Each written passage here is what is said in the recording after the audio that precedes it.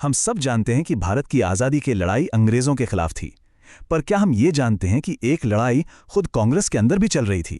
जी हाँ, विचारों की, तरीकों की और आज़ाद भारत का सपना कैसा हो, इसकी लड़ाई। आज हम इसी दिलचस्प टकराव की कहानी को समझेंगे। तो सवाल बहुत सीधा था कि आज़ादी मिलेगी कैसे? सहयोग से या टकराव से? क्या अर्जियां लिखने से बात बनेगी या फिर सड़कों पर उतरना पड़ेगा? देखिए, इसी एक सवाल ने उस वक्त की कांग्रेस को दो फाड़ कर दिया था। चलिए इस वैचारिक जंग को थोड़ा और करीब से देखते हैं। तो जैसा कि हमने देखा, आज़ादी के लिए एक नहीं बल्कि दो रास्ते बन रहे थे। अगर हम पूरे भारतीय राष्ट्रीय आंदोलन को देखें तो इसे मोटे तौर पर तीन हिस्सों में बांटा जा सकता है। पहला 1885 से 1905, जिसे हम नरमपंथी दौर कहते हैं।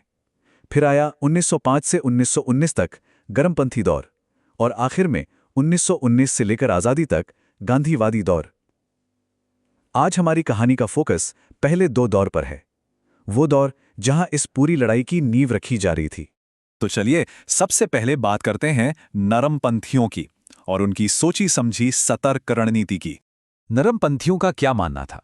देखिए, उनका सीधा साधा यकीन था कि जो भी तरक्की होगी वो ब्रिटिश सिस्टम के अंदर रहते हुए ही हो सकती है। मतलब लड़ाई झगड़ा नहीं, शांति से धीरे धीरे सुधार करके। उनका रास्ता टकराव का था ही नहीं बल्कि बातचीत का था। वो पिटिशंस यानी याचिकाओं और संवैधानिक तरीकों पर पूरा भरोसा रखते थे। तो सवाल उठता है, ये नरमपंथी आखिर थे कौन? असल में ये ज्यादातर शहरों में रहने वाले पढ़े लिखे एलीट क्लास के लोग थे। कोई डॉक्टर था, कोई वकील, कोई पत्रकार। और ये समझना जरूरी है कि 1885 में जब कांग्रेस बनी तो वो एक नवोदित संस्था थी। मतलब बिल्कुल नहीं, ना तो ज्यादा लोग जानते थे, ना ही कोई खास संसाधन थे।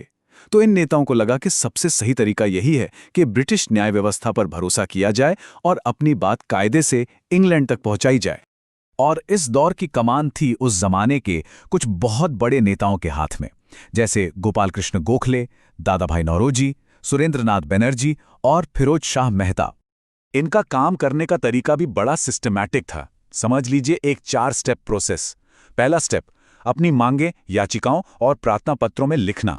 दूसरा स्टेप, उन्हें ब्रिटिश अधिकारियों को जाकर सौंपना। तीसरा, उनके साथ संवैधानिक दायरे में रहकर बातचीत करना। और चौथा और सबसे जरूरी, धैर्य के साथ सुधार का इंतजार करना। हाँ, ये याद रखना जरूरी है कि उनका लक्ष्य उस वक्त पूर्ण स्वतंत्रता नहीं था, बल्कि ब्रिटिश राज के अंदर ही भारतीयों के लिए ज्यादा से ज्यादा अधिकार हासिल करना था। लेकिन 20 साल तक ये सब चलता रहा और फिर सब्र का बांध टूटने लगा और यहीं से कहानी में एंट्री होती है गर्मपंथियों की। हुआ ये कि 1905 आते आते कांग्रेस के अंदर जो युवा थे, उनका धैर्य जवाब देने लगा।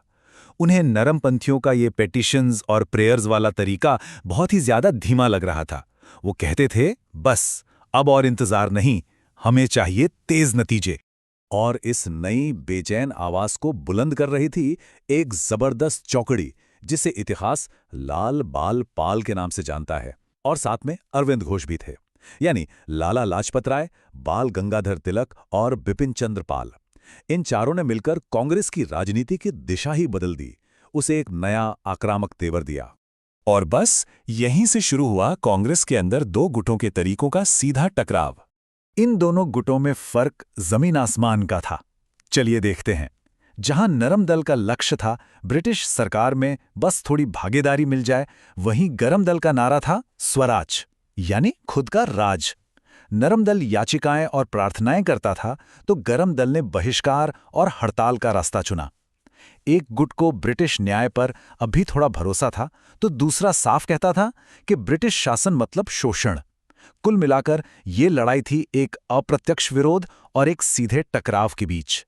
गर्मपंथियों की इस हताशा को बाल गंगाधर तिलक के एक बयान से बेहतर कुछ नहीं समझा सकता। उन्होंने नरमपंथियों के तरीके को पॉलिटिकल मेंडिकेंसी कहा, यानी राजनीतिक भिक्षावृत्ति। उनका सीधा सीधा कहना था कि आप लोग अपने ही हक के लिए भीख मांग रहे हैं। ये बहुत तीखी टिप्पणी थी। असल में ये इस बात का ऐलान था कि अब मांगने का नहीं, छीनने का वक्त आ गया है। लेकिन देखिए, गर्मपंथी सिर्फ आलोचना नहीं कर रहे थे, उन्होंने एक पूरा एक्शन प्लान भी सामने रखा और उनके हथियार थे 4: स्वराज यानी अपना शासन, स्वदेशी मतलब सिर्फ भारत में बनी चीजें इस्तेमाल करो, बहिष्कार यानी विदेशी सामान और संस्थाओं का बॉयकॉट, और राष्ट्रीय शिक्षा, अपने बच्चों को अपने स्कूलों में पढ़ाओ। ये आत्मनिर्भरता और सीधे एक्शन की एक पूरी की पूरी रणनीति थी। हाँ, लेकिन गर्मपंथियों के तरीकों का एक ऐसा नतीजा भी निकला जिसकी शायद उम्मीद नहीं थी। हुआ ये कि लोगों को एक साथ लाने के लिए उन्होंने गणपति उत्सव और शिवाजी उत्सव जैसे धार्मिक प्रतीकों का इस्तेमाल किया। अब हो सकता है कि उनकी मंशा सांप्रदायिक ना हो, पर इसका असर ये हुआ कि मुस्लिम आबादी का एक बड़ा हिस्सा खुद को इस आंदोलन से कटावा महसूस करने लगा, और इस दूरी का, इस विभाजन का फायदा आगे चलकर अंग्रेजों ने खूब उठाया। तो सवाल ये है कि आखिर में इन दोनों गुटों की विरासत क्या रही? इतिहास में हम इन्हें कैसे याद करते हैं? इसे समझने का एक बहुत अच्छा तरीका है। नरमपंथियों को हम कह सकते हैं नींव के ईंट। उन्होंने ही तो स्वतंत्रता आंदोलन के लिए वो जरूरी वैचारिक और संगठनात्मक ढांचा तैयार किया।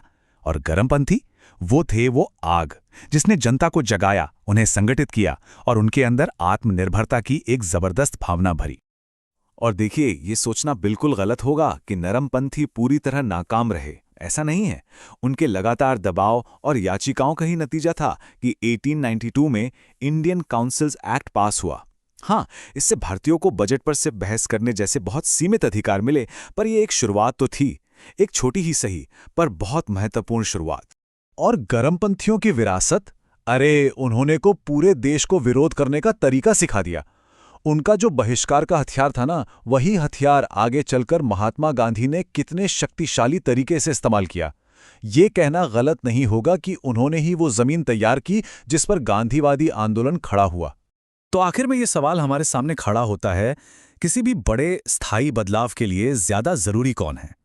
वो सतर्क आर्किटेक्ट जो चुपचाप नींव बनाता है, या वो आग उगलने वाला आंदोलनकारी जो पूरे सिस्टम को हिलाकर रख देता है? नरमपंथियों और गर्मपंथियों की ये कहानी शायद हमें यही सिखाती है कि दोनों की ही अपनी जगह है, दोनों की ही जरूरत है, और ये सवाल आज भी उतना ही प्रासंगिक है ना?